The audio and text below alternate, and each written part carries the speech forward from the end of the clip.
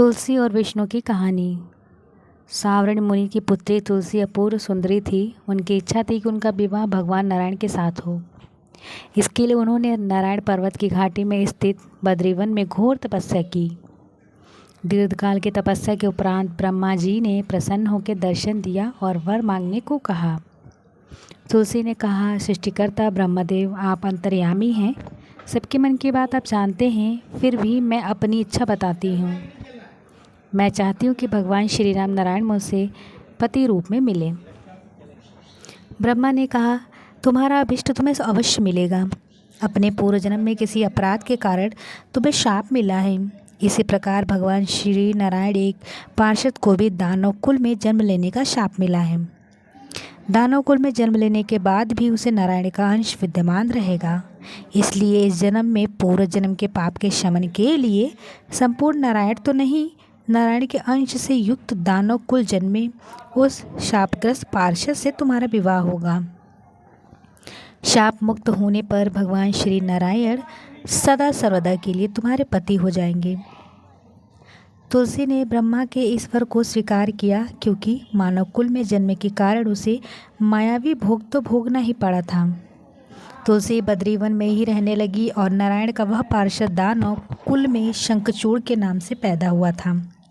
कुछ दिनों के बाद वह भ्रमण करता हुआ बद्रीवन में आया और यह तुलसी को देखते ही वह उस पर मुग्ध हो गया। तुलसी के सामने उसने अपने साथ विवाह का प्रस्ताव रखा और इतने में ही वहाँ ब्रह्मा जी आ गए और तुलसी से कहा, तुलसी, शंखचूड़ को देखा, कैसे देवोप इसका स्वरूप है। दानव कुल में जन्म लेने के बाद भी लगता है इसका शरीर में नारायण का वास हो। तुम प्रस्ताव को सहर्ष स्वीकार कर लो। तुलसी को भी लगा कि उसकी तपस्या पूर्ण हुई, उसे इच्छित फल मिला है। शंखचूड़ के साथ उसका गंधर्व विवाह हो गया और वह शंखचूड़ के साथ उसके महल में पत्नी बनकर आ गई। शंखचूड़ ने अपनी परम सुंदरी सती साध्वी पत्नी तुलसी के साथ बहुत दिनों तक राज्य किया। उसके बाद राज्य का इतना विस्तार किया कि देवलोक तक उसके अधिकार में आ गया। स्वर्ग का सुख भोगने वाले देवताओं की दशा भिखारियों जैसी हो गई। शंखचूड़ किसी को कष्ट नहीं देता था, पर अधिकार और राज्य छीन जाने से सारे देवता मिलकर ब्रह्मा विष्णु शिव जी के सभा में गए और अपनी विपदा सुनाई। ब्रह्मा जी ने कहा, तुलसी परम साध्वी है, उसका विवाह शंखचूड़ से मैंने ही कराया था।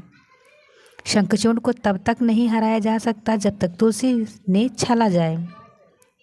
विष्णु ने कहा, शंखचूड़ पूर्व जन्म में मेरा पार्षद था, शाप के कारण उसे दैत्यकुल में जन्म लेना पड़ा।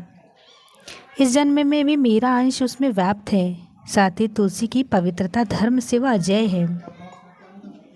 फिर देवताओं की सहमति से भगवान शिव ने शंखचूड़ के पास संदेश भेजा कि या तो वह देवताओं का राज्य लौटा दे या फिर उनसे युद्ध करे। शंखचूड़ शंकर के पास पहुंचा। उसने कहा, देवादेव, आपके लिए देवताओं का पक्ष लेना उचित नहीं है। राज्य बढ़ाना हर राजा का कर्तव्य है। मैं किसी को दुखी नहीं कर रहा हूँ। देवताओं से कहिए वे मेरी प्रजा होकर रहे। मैंने आपको भी कोई अपकार नहीं किया है। हमारा आपका युद्ध शोभा नहीं देता। अगर आप हार गए तो बड़ी लज्जा की बात होगी। मैं हार गया तो आपकी कीर्ति बहुत अधिक नहीं बढ़ेगी। भगवान शंकर हंसे। वे तो सब रहस्य समझते थे। तुलसी और शंखचूड़ के पूर्व जन्म के शाप की अवधि लगभग पूरी हो चुकी थी। बोले, इस कीर्ति और लज्जा की बात नहीं है। तुम दो देवों का राज्य लौटाओ, उन्हें उनके पद पर प्रतिष्ठित होने दो। युद्ध से बचने का एक यही उपाय है।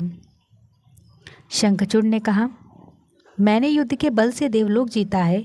कोई उसे युद्ध के द्वारा ही वापस ले सकता है। यही मेरी अंतिम उत्तर है। मैं जा रहा हूँ। यह कहकर शंखचूड़ चला गया। उसे अपनी पत्नी तुलसी को सारी बात बताई और कहा, कर्म भोग सब काल सूत्र में बंधाए। जीवन में हर्ष, शोक, भय, दुख, मंगल अमंगल काल के अधीन है। हम तो केवल निमित्त हैं। संभव है भगवान शिव देवों का पक्ष लेकर मुझसे युद्ध करें। तुम चिंता मत करना, तुम्हारी सती तेज मेरी रक्षा करेगा। दूसरे दिन भगवान शंकर के नेतृत्व में देवताओं ने युद्ध छेड़ दिया। शंखचूड़ ने भीषण बाणों की वर्षा कर उनका वेग रोका। उसके प्रभाव से देवता डगमगाने लगे। उसने दानवी शक्ति का प्रयोग करके मायावी युद्ध आरंभ किया। युद्ध स्थल पर वह किसी को भी दिखाई नहीं देता था, पर उसके अस्त्र शस्त्र प्रहार कर देवताओं को घायल कर रहे थे। देवगण अपने अस्त्र चलाएं तो किसी पे चलाएं, किंतु कोई शत्रु सामने ही न था। कई दिनों तक इस तरह भयंकर युद्ध चला। शंखचूड़ पराजित ना हुआ। तब शिव ने विष्णु से कहा कि विष्णु कुछ उपाय करो, अन्यथा मेरा तो सारा यश मिट्टी में मिल जाएगा। विष्णु ने सोचा, बल तो शंखचूड़ को हराया नहीं जा सकता, लेकिन छल का सहारा लेना होगा। उसने तुरंत अपना स्वरूप शंखचूड़ जैसा बनाया और अस्त्र शस्त्र से सज्जित हो तुलसी के पास आया। बोले, प्रिय, मैं युद्ध जीत गया। सारे देवता भगवान शंकर समेत हार गए।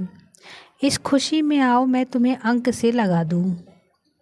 पति को अप्रत्यक्ष खड़ा देख तथा विजय का समाचार सुन दौड़कर मायावी शंखचूड़ के गले से लिपट गई। इस प्रकार पति पत्नी दोनों में आलिंगन हो खूब खुशी मनाई। पर पुरुष के साथ इस प्रकार के व्यवहार से उसका सती तेज नष्ट हो गया। उसका सती तेज जो शंखचूड़ के कवच के रूप में रक्षा कर रहा था, वह कवच नष्ट हो गया। शंखचूड़ शक्तिहीन हो गया। यह जानते ही भगवान शंकर ने अपने त्रिशूल से प्रहार किया और त्रिशूल के लगते ही शंखचूड़ जल कर भस्म हो गया। शंखचूड़ के मरने को जाकर विष्णु अपने असली रूप में आ गए। सामने अपने पति शंखचूड़ के स्थान पर भगवान विष्णु को खड़ा देख तुलसी बहुत विस्मित हुई। उसको पता लग गया कि स्वयं नारायण ने उसके साथ छल किया है। क्रोध में आकर उसने श्राप दिया कि एक सती स्त्री का सतीत्व भंग करने के अपराध में मैं तुम हृदयहीन पत्थर हो जाओ। विष्णु ने तुलसी के श्राप को सुराधिक कर कहा, देवी, तुम्हारे तथा शंखचूड़ के कल्याण के लिए मुझे ऐसा करना पड़ा।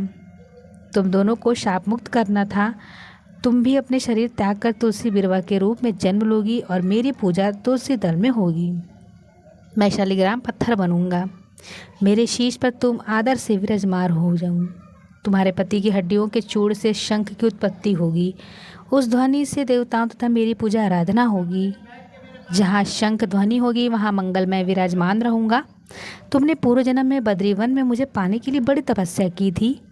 अब अगले जन्म में मैं नारायण प्रस्तर के रूप में बद्रीनाथ वन में स्थापित होऊंगा और मेरी पूजा अर्चना फल फूल से ना होकर तुम्हारे तुलसी दल से होगी। मेरे शरीर पर विराजमान होकर तुम मुझे भी ऊंचा पद प्राप्त करोगी।